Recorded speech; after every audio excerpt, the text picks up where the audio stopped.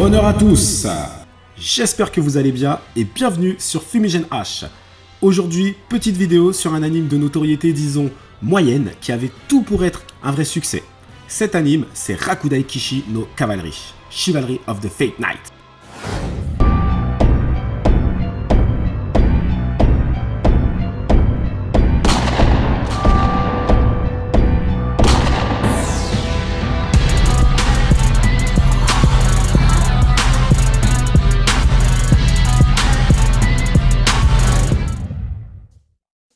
Tout d'abord, je vais vous expliquer rapidement pour quelles raisons j'ai décidé de faire une vidéo sur cet anime. Tout simplement parce que je l'ai revu récemment et j'ai eu le sentiment que Rakudai Kishi no Cavalry pouvait être tellement mieux, que l'auteur avait tous les éléments en main pour faire un excellent anime, mais qu'il n'a pas su les utiliser. Je me suis donc dit qu'il serait intéressant de l'analyser, afin de savoir pourquoi cet anime est considéré comme un shonen classique, de quoi il a manqué pour être un succès, qu'est-ce que l'auteur a trop fait, qu'est-ce que l'auteur n'a pas fait. Intéressons-nous au scénario. Alors, c'est un shonen qui tient en 12 épisodes. L'anime est sorti en octobre 2015 et l'auteur est Riku Misora. Alors l'anime débute dans une académie de chevaliers, c'est un school life, clairement, mais pas des chevaliers classiques en armure comme on peut voir dans les chevaliers du Zodiac, etc. Mais disons plutôt des chevaliers 2.0. Les filles sont en mini-jupe et les garçons sont en costume. Donc, vous voyez le genre. Bon, dans cette académie assez particulière, les élèves sont classés en fonction de leur niveau de puissance magique. Un barème assez bizarre a été mis en place pour ne pas prendre en compte les aptitudes physiques, ni le niveau d'escrime, ni le maniement à l'épée. On va comprendre pourquoi plus tard dans le scénario, pour quelles raisons ces compétences ont particulièrement été mises de côté, on peut dire. Bon, les chevaliers peuvent matérialiser une arme avec leur combativité et leur arme. Cette arme est donc le reflet de leur personnalité. Bon, on est bien tous d'accord que cette idée elle a été reprise de Bleach, sauf que dans Bleach, ça a clairement été mieux exploité. Après, peut-être que Bleach a eu le droit à plus d'épisodes, c'est aussi une raison. C'est donc dans ce contexte que notre personnage principal fait son apparition. Et ce personnage principal, c'est Kurogane Ikki. C'est un jeune homme issu d'une famille très puissante et très influente dans le pays. Malheureusement pour lui, il est venu au monde avec un talent médiocre pour la magie, voire même inexistant. Il a même été rejeté par sa propre famille à cause de cette faiblesse. Bon, si on s'arrête 5 minutes sur ce début de scénario, on s'aperçoit très rapidement que c'est ultra classique. Si je résume, on a un héros qui n'a pas de talent, rejeté par tout le monde, et qui veut devenir le meilleur. J'ai envie de dire, ça vous rappelle pas quelqu'un? Naruto, Black Clover, My Hero Academia, etc. C'est ultra shonen en fait, dans le style, c'est ultra shonen, j'ai envie de dire. C'est trop en fait, c'est trop du déjà vu. Et c'est bien ça le problème, c'est ça le petit défaut de ce scénario, j'ai envie de dire. De plus, un autre petit défaut encore de ce scénario, c'est que Kurogane Ikki est décrit comme un rejeté, un dernier de la classe. Très bien, il est d'ailleurs même dernier de la classe, c'est un rang F de mémoire. C'est donc un paria presque, on est d'accord. Sauf que dans l'anime, en 2 épisodes, il devient ultra populaire très rapidement, à tel point qu'il deviendra même, entre guillemets, professeur des autres élèves. Il a un véritable harem de femmes autour de lui, etc. Jusqu'à sa propre sœur qui tombe amoureuse de lui. Non, franchement, c'est pas la description d'un rejeté, c'est pas la description d'un paria. Du moins, pas en début de série en tout cas.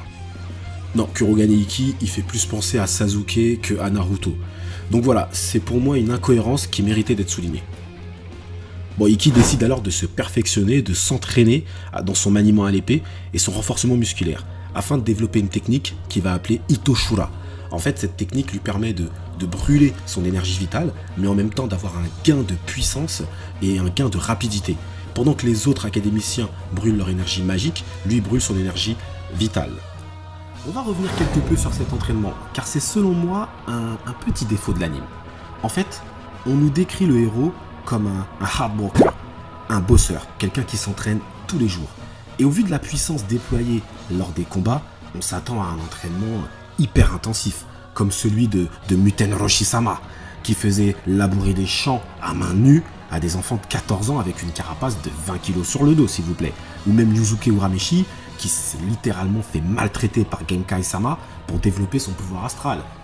Il escaladait des falaises avec un boulet au poignet et en même temps Genkai qui lui mettait des coups de poing dans l'abdomen, s'il vous plaît. Et je parle même pas de notre ami Makunochi Hippo qui lui s'entraîne toute la nuit. Il court tous les jours, il s'entraîne tous les jours. C'est un malade mental de l'entraînement, on peut dire. En ce qui concerne notre héros de cet anime, en 12 épisodes, on l'a vu courir le matin. Voilà, il fait son petit footing matinal, il s'entraîne à l'épée de temps en temps, il fait quelques exercices, Et franchement, ça ressemble plus à de l'échauffement qu'à de l'entraînement. Non, si on veut nous montrer que le héros, c'est un bosseur qui s'entraîne tous les jours, il faut avoir un peu plus d'imagination dans la qualité des entraînements. Là, les entraînements de Kurogane Ikki, ça casse pas des briques. Bon, je suis assez mauvaise langue quand même, parce que les combats de Kurogane Ikki sont quand même remportés de manière très difficile. Il remporte ses combats dans la sueur, dans le sang, etc. Donc, même s'il s'entraîne comme une fillette, il se bat comme un homme. On referme la parenthèse sur l'entraînement et on reprend sur le scénario. Ikki va donc faire la connaissance de Stella Vermilion, une princesse issue d'un petit royaume en Europe. Tous les deux seront affectés au même dortoir. Oui, dans cet anime, les femmes et les hommes sont dans le même dortoir. Ne me demande pas pourquoi, je ne le sais pas. Stella, c'est le contraire d'Ikki. Elle est née avec un talent naturel et elle est décrite comme imbattable.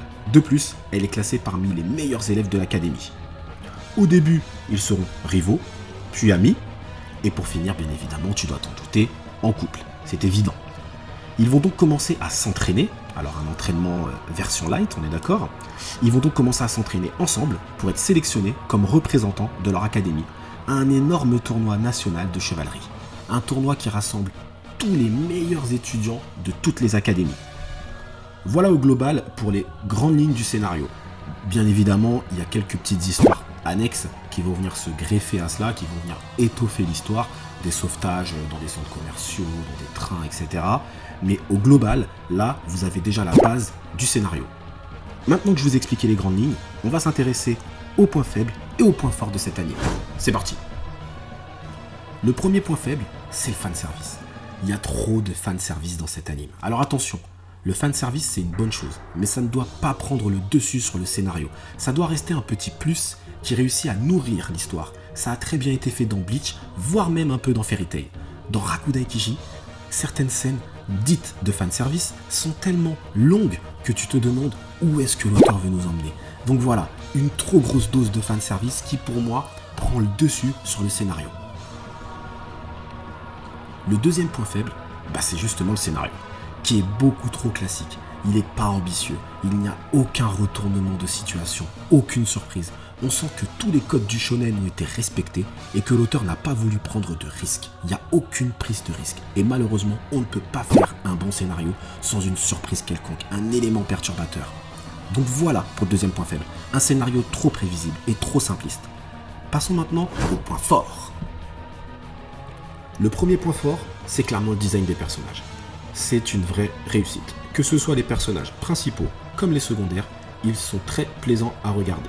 C'est donc vraiment un point fort de l'anime, car franchement, c'est très beau. Le deuxième point fort, c'est incontestablement l'animation des combats qui est juste à couper le souffle. C'est fluide, c'est dynamique. On a même les spectateurs qui commentent les différentes techniques du combat et qui donnent des explications. Et ça donne du sens et c'est très important. De ce côté-là, Rakudaikishin no Cavalry n'a rien à envier aux grosses productions, car l'animation est juste splendide. Voilà donc pour les points forts et les points faibles. Pour conclure, je dirais que cet anime avait tout pour marquer les esprits, mais que la simplicité du scénario et la trop forte dose de fanservice l'ont rendu trop moyen à mon goût. Ça n'enlève que les animations sont ultra badass et que globalement on ne s'ennuie pas trop en le regardant. C'est tout de même dommage car il n'y a même pas de deuxième saison en préparation et je pense que cet anime aurait pu facilement gommer ses défauts. L'auteur aurait pu inclure un retournement de situation, une surprise quelconque et une moins forte dose de fanservice et l'anime aurait juste été splendide. Voilà les amis, c'est tout pour moi, j'espère que vous avez apprécié cette vidéo. Moi en tout cas j'ai apprécié la faire. Si vous souhaitez découvrir ou revivre le combat Stella versus Ikki, vous trouverez le lien de mon autre chaîne Zaraki Sensei dans la barre d'infos. En attendant, merci à vous et que l'honneur soit avec vous.